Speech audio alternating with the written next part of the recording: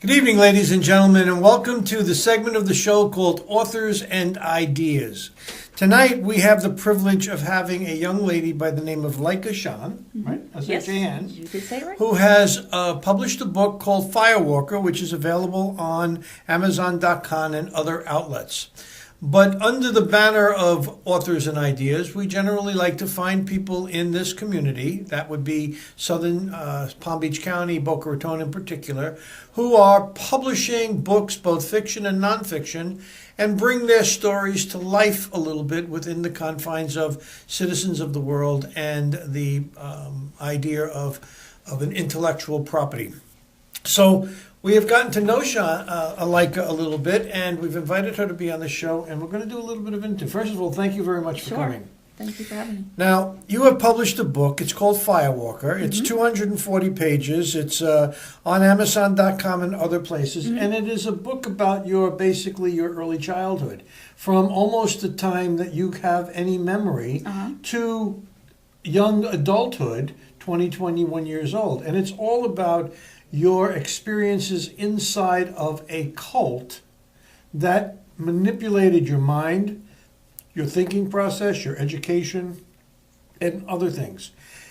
Start wherever you're comfortable and tell us a little bit about your story. Well, like you said, it was just how I was raised, so I really didn't have a basis of a comparison for a long, long time.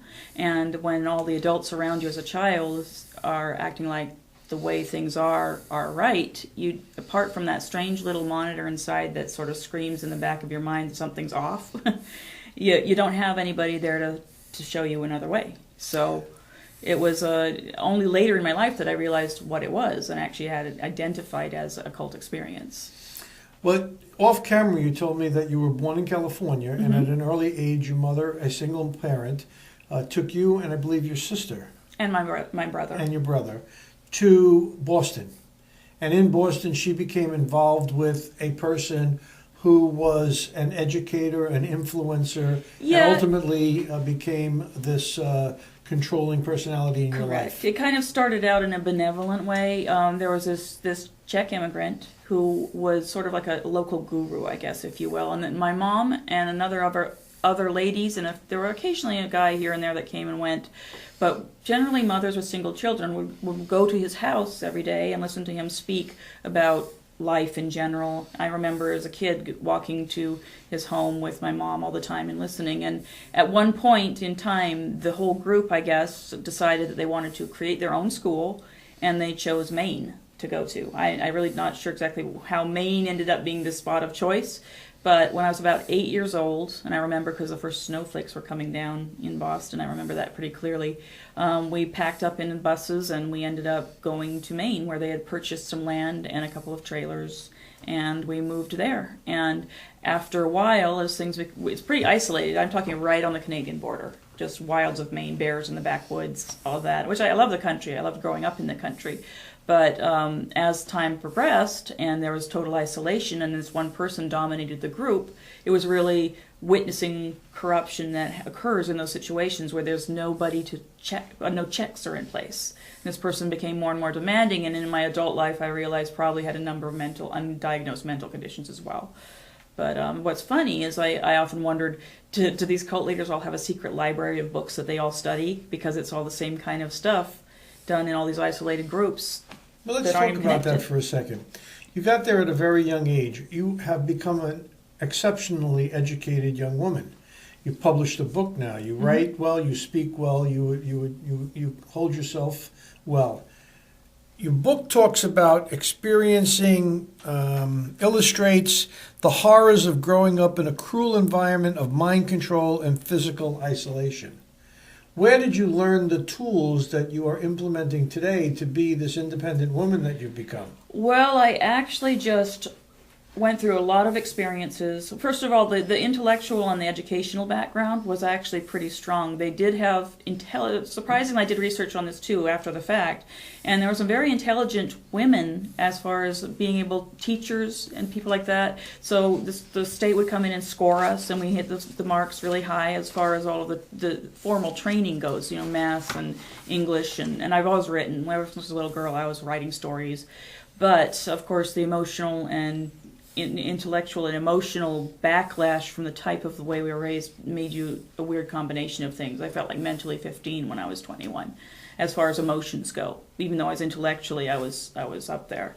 So I just, once I got out of there and I actually identified what it was, I did go to get some professional help finally, though I'd been bent against it. You know, I went through my run of different professionals that were supposed to help in that type of scenario.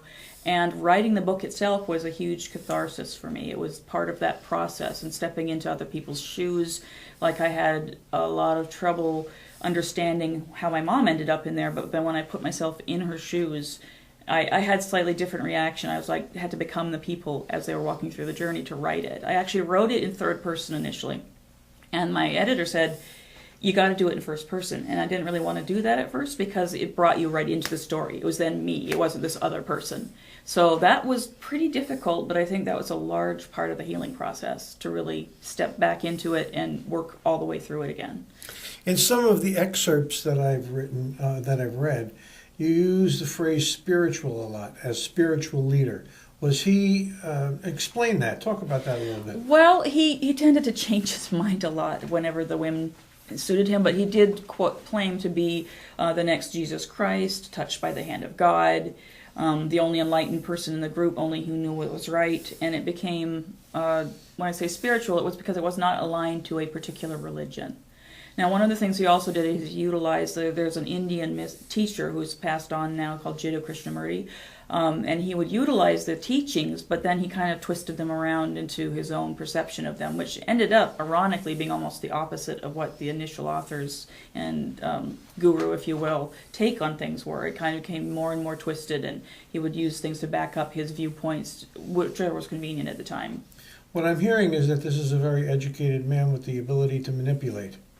Yeah, he definitely, I don't know to the degree as far as any kind of, certifications or degrees, but yeah, he was pretty worldly, and I am not sure what the control was, because people will ask me, well, why would you choose that? I never chose it. I was raised in it.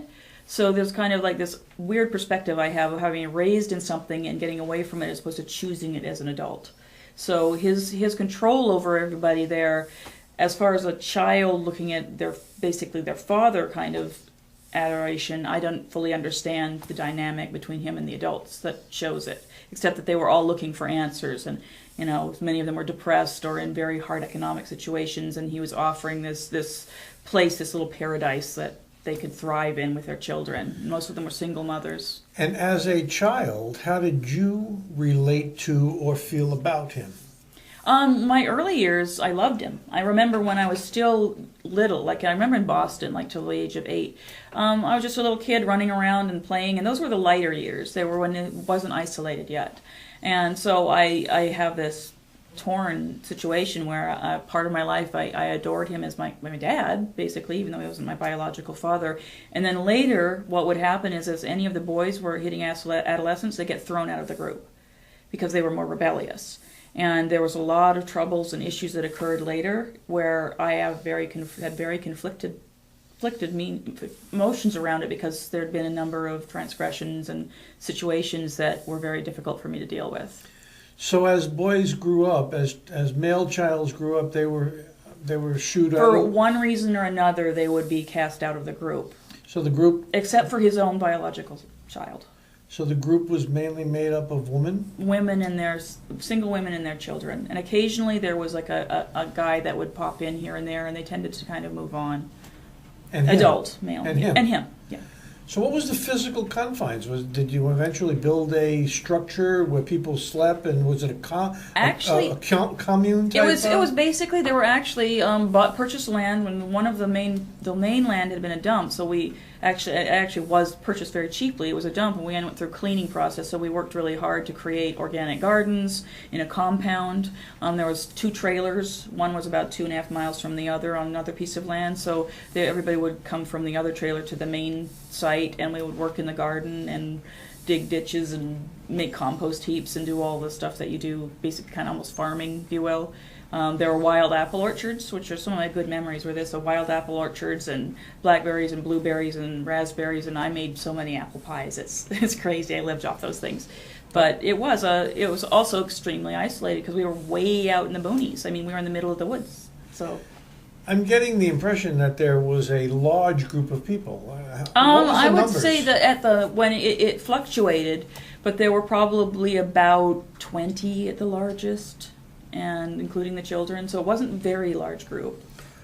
Well, let's take a little break here now and come back. And when we come back, I'd like to explore the interpersonal relationships between this leader and the females, children, and adults, Okay. and the interaction between them. Okay? Sure. We'll be right back, folks. This is our interview with Leica, and Leica has written a book called Firewalker, and we are very, very excited to have her here today. And thank you very much. We'll come right back. Okay. Well, Leica, thank you again for participating in this little interview. And I Absolutely. suspect that having written the book, you've gone through the catharsis of the experiences. You're at peace in your mind with them. But I'd like to delve a little bit more. In the recent past, we have seen a lot of stories of cult type activities, some of which have ended in very bad results, some of which have ended in not so bad results. But the bottom line is, I think that the general perception is that being involved in a cult is not a good experience, particularly Yeah. for a young woman. So here we are. You're in Maine. You're in an isolated location. You've learned to master the land. You're basically a commune. You're self-sufficient. There's one spiritual leader, a male. He has a basic family, Yes. family unit, and he surrounded himself with single women and their children, mostly their female children. I got to ask the question.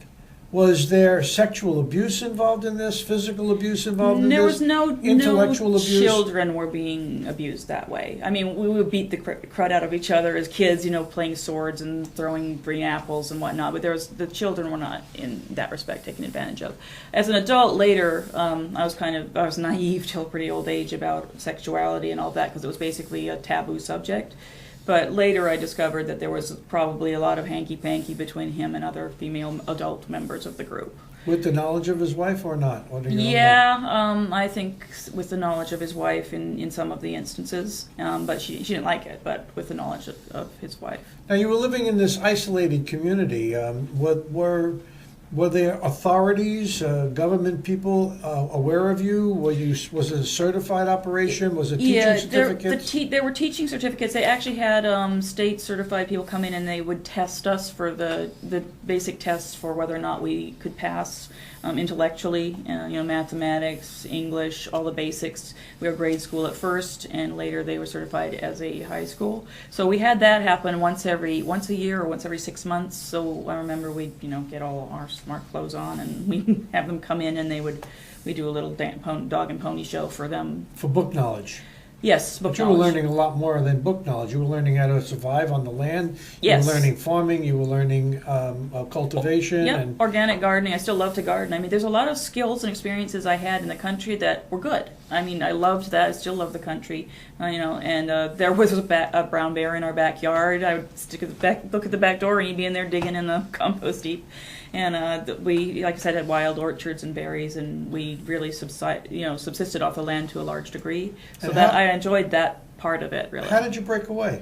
Actually, through a series of events where my stepbrother, his son, did pass away from cancer, and there was a lot of travel back and forth to a hospital. Eventually, his wife disbanded part of the group away from him, and it sort of like segmented it, and I was in. Wait, I'm confused. Your stepbrother is the him in this?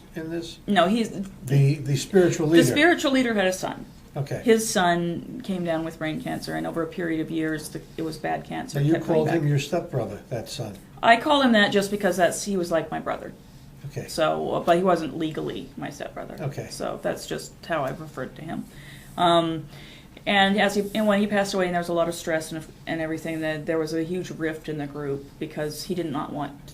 The leader did not want to move closer to the hospital, and the wife did, and it just got very bad. And so the group split in half, and I ended up stuck in Maine still. With your mom? With my mom. And my sister actually ended up going with the other group eventually, so it kind of became very scattered. My brother had been kicked out of the group much Now, earlier. where is your mom now? She's in Seattle. And what is she doing? She has a little bed and breakfast. Okay. And she does art. She does that kind of stuff. And you found your way from Maine to Florida. How did you do that? Oh, that's a long trip. I went into high It tech. is a long trip. Yeah, I went into high tech, so I've actually lived in a number of states moving through my career. I was a systems engineer for a long time. I worked for like major companies like AT&T, and I started out I moved to Seattle out of Maine, so that was my first step. I lived there for about 12 years, and I ended up going to Phoenix. And then from there, I ended up in Georgia for like 10 years, and then I moved to Florida from there. And I was following the tech industry fluctuates a lot. There's always sales and mergers and buyouts, and you don't every 2.5 years there's some major change. So I kind of followed the industry as I went and ended up in different places. All right, your primary education was in this location, in this community in Maine. My original high school, Your secondary education or post-high school education was university? Yeah, I put myself through college, and I ended up with an associate's in computer science. In Maine?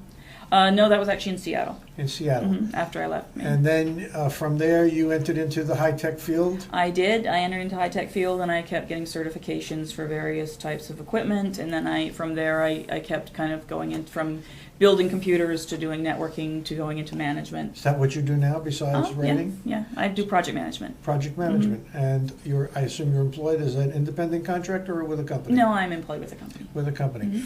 Well, let's get back to the book. Folks, I recommend that you go out to Amazon and you take a look at Firewalker by Leica Shane, S-H-A-N, and you'll find immediately that there are some very compelling comments that have been made by people that have read the book and have been compelled to write comments about it.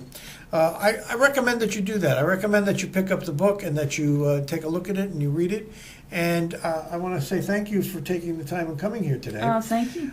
Do you have any electronic means for people to see you or communicate with you, like a website or an email address that you share? I do actually. I have a site called Breaking the Limits, and I'm actually have a radio show I did for a while, and I'm in the process of relaunching it as a TV program. So they can go to breakingthelimits.com and get information there, and can contact me from there. That's www.breakingthelimits.com. And that's where you'll find Leica Shane. Yep. And remember, Authors and Ideas are about people in Palm Beach County that are doing incredible things, writing books, telling their stories. You're a resident of Palm Beach County. I am. You live right here in Boca Raton. I do, yeah.